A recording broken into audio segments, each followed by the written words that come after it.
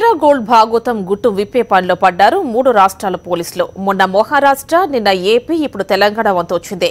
Cyberabad commissionerate పరిధిలో నమోదైన ఫిర్యాదు విచారణ కోసం నౌహీరాను చిత్తూరు జైలు నుంచి హైదరాబాద్ కు తీసుకొచ్చారు.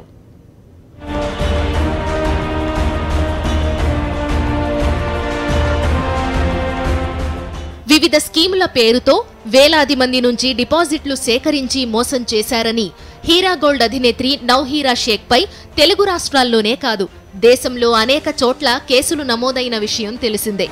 గతంలో ఏపీ సిఐడి, ముంబై పోలీసులు పీటీ వారెంట్లపై నౌహీరాను ఆయా ప్రాంతాలకు తీసుకెళ్లి విచారించారు.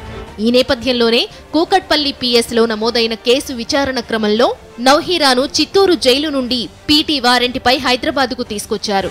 రంగారెడ్డి కోర్టులో హాజరుపరచగా కోర్టు 14 రోజులు జ్యుడిషియల్ రిమాండ్ విధించింది. బాధితులు చాలా మంది ఉన్న నేపథ్యంలో నౌహీరాను వారం రోజుల కస్టడీకి ఇవ్వాలని సైబరాబాద్ పోలీసులు పిటిషన్ దాఖలు చేశారు. ఆవిడ్ని 14 రోజుల రిమాండ్కు పంపించారు. ఆమె చేసే కార్యక్రమాలు సత్య వ్యతిరేకమైన, ఎవరు నమ్మదగ్గ కాదు. 1 లక్ష ఇస్తే 5 లక్షల 5 నెలలు ఎట్లా వస్తాయనేది కనీసం ప్రతి చిన్నవాడు ఎవరైనా ఆలోచించాలి. ఇది దేశ సరిహద్దులు దాటి Dubai, Saudi Arabia, Yemen, all other Arab countries పోతున్నాయి. అక్కడ నుంచి ఇన్వెస్ట్ చేస్తున్నారు.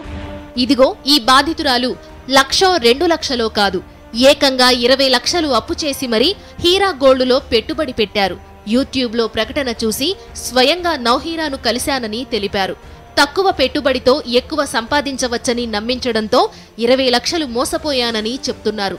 తన డబ్బు తనకు ఇవ్వమంటే నౌహీరా మనుషులు బెదిరిస్తున్నారని వాపోతున్నారు.